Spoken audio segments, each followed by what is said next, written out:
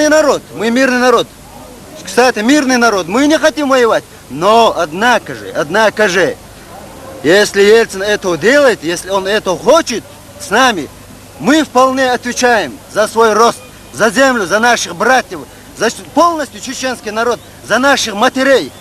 Будем сражаться до конца, до единой капли крови. Вот мое слово. Это мнение народа, полностью мнение народа, не то, что у меня. Мое мнение одно. Полный суверенитет нашей государства, и все. У меня больше нечего говорить. Я за народ. За простой народ. Мы трудимся и будем трудиться на благо нашего государства. И поддерживаем выборы президента.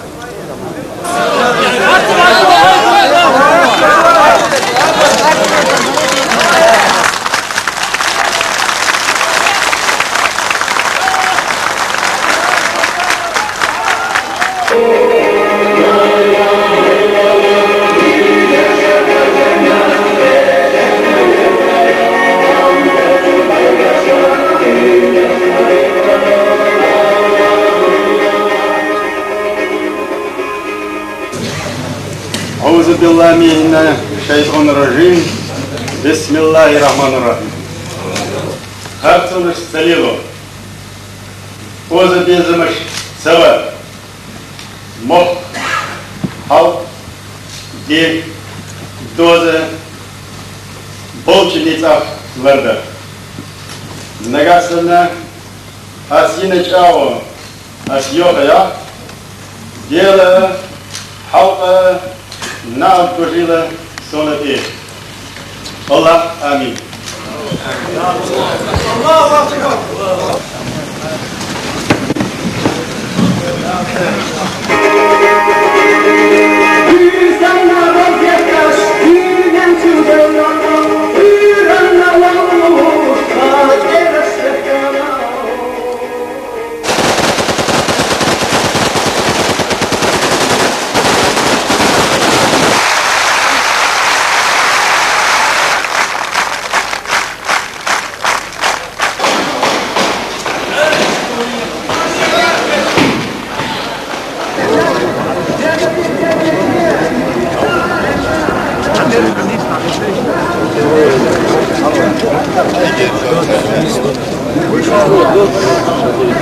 Мы здесь для чего собрались? Для того, чтобы свой народ защищать, и мы будем до конца его защищать. Так, ребят? Да. Гвардия интернациональная. Да. Умереть так, всем умереть. Жить так, всем жить. Да. Здесь есть у нас ребята русские есть, армяне есть, грузины есть, даже есть парень из Турции здесь.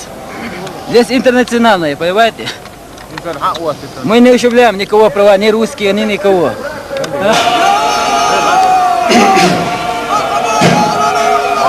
Да. Здравия желаю, товарищ министр обороны. Идет, слышите? Все в порядке, салютует Ичкерия. У нас полная гармония уже давно. Мы уже хорошо с друг другом знакомы. Наши женщины, сестры, матеря кормят ребят. Никаких у нас между военными и народом, никаких конфликтов нет. Присягу принял, автоматные очереди, вот уже 3-й час. Мирный, салютующий. Нет, спасибо, всего доброго.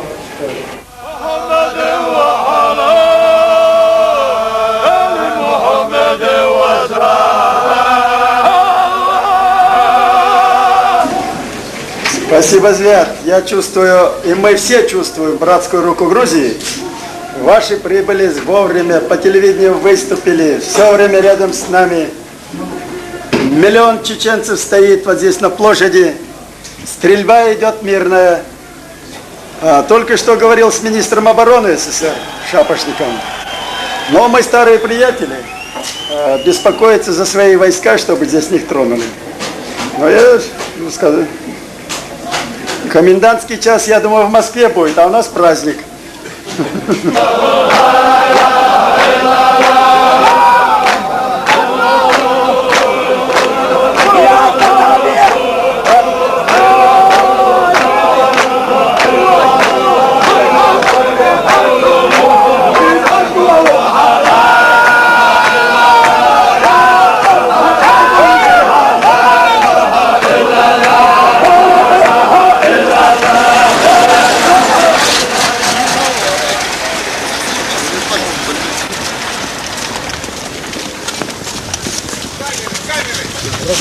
Никакой войны здесь нету. Здесь единственное есть политическая борьба и внутри, и за пределами. Мы хотим свободную. Свободный человек только может созидать, как говорит наш президент. И мы тоже к этому присоединяемся. До недавнего времени генерал ВВС Джохар Дудаев командовал дивизией стратегической дальней авиации, дислоцированной в Тарту, и там же занимал пост начальника гарнизона. Сослуживцами характеризуется как жесткий, вспыльчивый, резкий человек. Когда он пишет, то чернила брызжут во все стороны, а бумага позже срется. Я могу в этом плане сказать следующее. Когда я был гостем Джохара у него в дивизии, мы сидели вот так. Он, его начальник штаба дивизии, втроем. Так вот, его начальник штаба дивизии сказал дословно следующее, что более эрудированного человека, более, так сказать, лучшей кандидатуры на этот пост Тартусского гарнизона, то есть командование, он в данном случае отдавал должное командованию ВВС, что более лучшие кандидатуры, говорит, на этот пост просто не смогли бы найти. Но я считаю, что, ну, во-первых, очень большой такой, ну, будем говорить, моральной, нравственной чистоты человек, очень глубоко знающий историю, что самое главное, историю своего народа. Я уж не говорю даже. Бог видит, кого волен поставить. Шикарная библиотека. Да. Я встречался с летчиками, хорошо знавшими, и с которыми работал в Афганистане и Рудской. Я летел из Маров в Ташкент с летчиками его эскадрильи полка. И должен сказать, что имя его вызывало и смех, и аллергию. Это без преувеличения. Позер и политический авантюрист. То, что он мелет, вчера только по телевидению зачитывает. Вот постановление председателя исполкома Дудаева. Значит, законы Российской Федерации, не дочитывая конечную фразу. Да, на переходный период, поскольку нет своих законов, мы приняли постановление, в котором действуют законы Российской Федерации, чтобы какие-то законы действовали. И они ничем не плохи, в общем-то. Но не ущемляющие интересы декларации о суверенитете. Он не дочитывает последнее, значит, продолжение и вводит в заблуждение всех. И так в каждой его фразе, произнесенной человек, ложь неприкрытая. Сначала обстановка у нас отличная была, но вводом российское телевидение и выступление Рудского, вице-президента России, привело к тому, что неправдивая информация, которая поступает по телевидению, вот и создает такой ажиотаж. И с уверенностью можно сказать, что если бы в российском парламенте или Верховном Совете не было бы оплота для ГКЧП, то ГКЧП не могло бы состояться. Все правильно.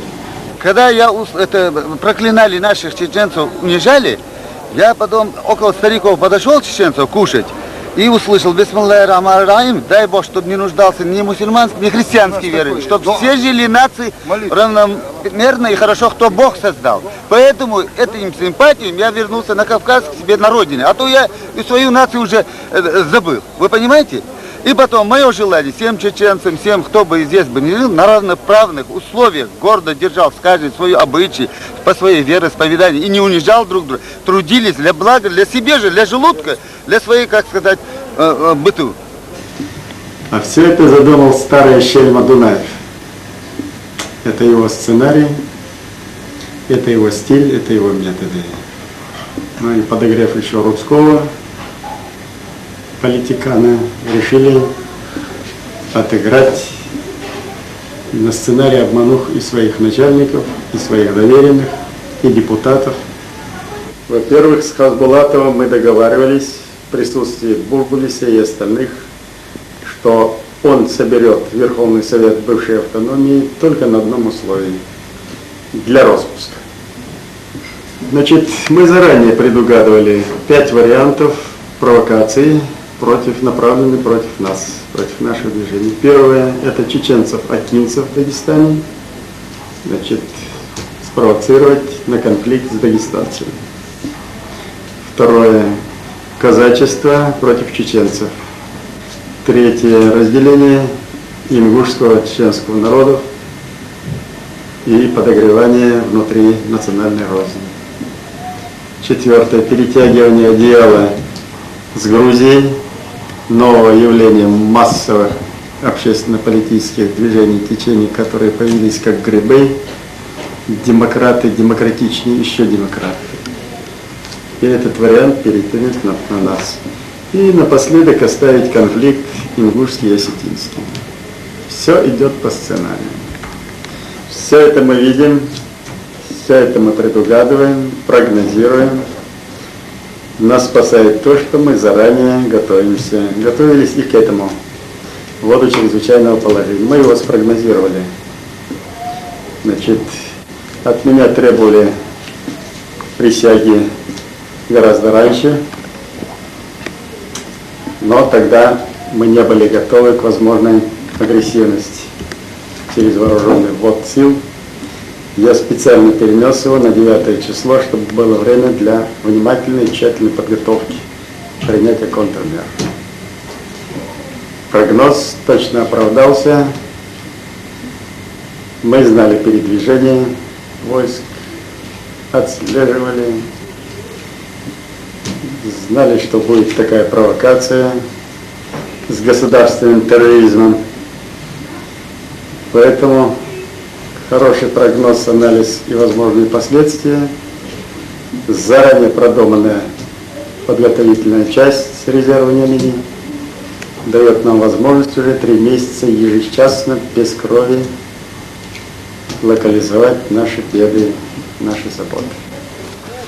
Полностью эта вся дорога была блокированная просто людьми, грузовиками, на случай, если вдруг там ОМОН сразу вступит в свои обязанности. До утра ни один человек не ушел отсюда. Количество не могу сказать. Настолько много было, просто не сосчитаешь. Сейчас информация, 632 человека говорят. Было, да? Да, то, что мы разговаривали с ОМОНовцами, они даже не знают, куда они едут. Им сказали вроде бы, что где-то русских режут, мол, туда-сюда, но они убедились, уже разговаривали с жителями города Грозного, что это все не так, что ни один из них даже будет приказ, ни один не выстрелит. Мы рады, что отсюда уезжаем. Это, во-первых, мы рады, что люди пусть решают вопросы сами. Мы рады, что не пролилась кровь в первую очередь. Это самое главное, мы считаем, наша заслуга, то, что мы сдержали себя и то, что они себя сдержали. Я думаю, что в сегодняшнем президенте наша республика нашла человека честного, справедливого и очень волевого. Я считаю, что если президент сумеет сейчас подобрать себе очень творческую, деловую команду, я думаю, что жизнь нашей республики изменится. А планы у него есть, и планы очень интересные. Очень интересные. Дело в том, что этот народ очень гостеприимный по своей натуре, очень благородный. Никогда тех, кто в гостях, он не обидит. Это раз. И потом отношение к слабым, отношение сильного всегда. То есть помощь этому слабому. Белорусство в крови, короче говоря. И к женщинам тем более. Мне сейчас совсем не вместе не трудно, совсем. Труднее было, пожалуй, наверное, как всем женщинам, когда были маленькие дети в начале пути. Привыкала к трудностям в то время. А сейчас мы, слава ваших предков, потомки этих гор, оружие не слагали бесславно с давних пор. Опять горят зорницы в заснеженных горах. Настало время биться. Опять кричим: «Орцдах!» Всем дорога свобода. Настал и ваш черед. Столетняя дорога вигнахская. Вперед! Наш пепел в каждом сердце, пускай стучит в груди. В ком сила есть сразиться на битву, выходи. 3 месяца терпения, смирения позади. Коль мира не хотите, отведайте войны. Вам не стравить винахов на братскую войну.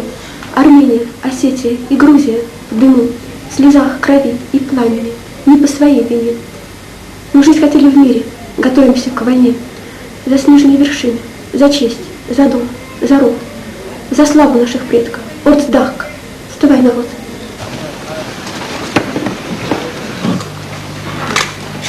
До свидания, до встречи. Может быть.